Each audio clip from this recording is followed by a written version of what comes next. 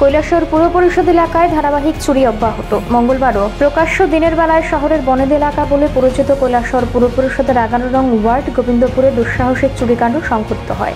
কৈলাসহর পুর পরিষদের 11 নং ওয়ার্ড গোবিন্দপুর এলাকার স্থানীয় বাসিন্দা কল্যাণী আচার্যের বাড়িতে ওনার ভাড়াটিয়ার ঘরে চুরি হয় মঙ্গলবার। কল্যাণী দেবীর ছেলে বহিরাজ্যে কর্মরত, সেই সুবাদে বেশ কিছুদিন যাবৎ কল্যাণী দেবী ওনার ছেলের সাথে বেঙ্গালুরুতে থাকেন।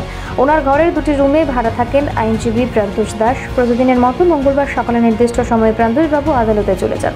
বিকেলে বাড়ি ফিরে দেখতে পান ওনার ঘরের তালা ভাঙা, ঘরের সব জিনিস তছনছ, এমনকি মালিক অর্থাৎ কল্যাণী দেবীর 4টি রুমের তালা ভাঙা, ঘরের আলমিরা সহ ঘরের সমস্ত আসবাবপত্র তছনছ করা।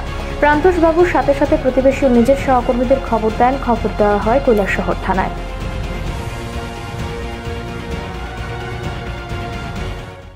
আজকে সকালবেলা তো আমি 10টার সময় প্রত্যেকদিনই অফিসে যাই। আমি তো অ্যাডভোকেট প্রান্তোষ দাস। আমি প্রত্যেকদিনই 10টার সময় অফিসে যাই। অফিস থেকে আইসি আজকে 5টা বাজে, পুরো 5টা বাজে যখন আইসি যখন গেটটা খুলছি, খোলার পরে ঢোকার পরে দেখি এখানের মধ্যে আমার সব বিল প্লাস আমার যে রুমে ভাড়া থাকি ওই রুমের তালা ভাঙা। তো তালা ভাঙা ঢোকার পরে ঘরের ভিতরে যখন ঢুকছি, ঢোকার পরে দেখি যে সব কিছু মানে একদম এলোমেলো, কোনো কিছু ঠিক নাই। আমার পাশের ঘর মালিকের, তো মালিকের ঘরের যে গোডরেজ আছে লকার ভাঙছে, প্লাস লকার ব্যাংকে তো তাদের অনেক গোল্ড নিছে, ক্যাশ টাকাও নিয়ে গেছে। তো আমার রুমের মধ্যে আমার কিছু কাপড় দরিয়া এমন কিছু বইপত্র প্লাস আমার কিছু ডকুমেন্টও, এগুলো সবকিছু নিয়ে গেছে। আপনার কি কোনো নগদ টাকা পয়সা? আমার কোনো নগদ টাকা ছিল না, করে সব টাকা রাখি না আমি এরকম ক্যাশ, একলা থাকি লিখে এই জন্য।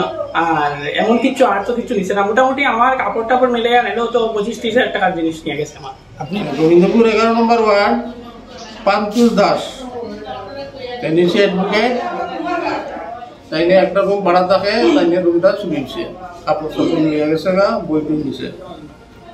2 নম্বর হয়েছে এখানে বাড়ির খুদ মালিক শ্রীমতী কল্যাণী আচার্য, তাইনের আরো 4টা রুম, গোডরেজ, তারপরে আপনার সুকেস দুটি ভাঙছে, অল্প স্বর্ণ নিছে এবং ক্যাশ পেয়ে গেছে প্রায় 20,000 টাকা। কোন সময় চুরি হয়েছে তো তারা 10টার থেকে 5টার সময় দেখছে এরকম বাধা, সঠিক তো মানে দিনের বেলাতে চুরি হয়েছে বলে মনে হচ্ছে। এটা তো দিনের বেলা হয়েছে। এর আগে কি তারা মানে প্রত্যেক দিনই কি তারা এরকম বাড়ি খালি থাকতো, এরকম কোনো খবর পাইছেন? তারা সবসময় এরকম তালা মেরে দেয়।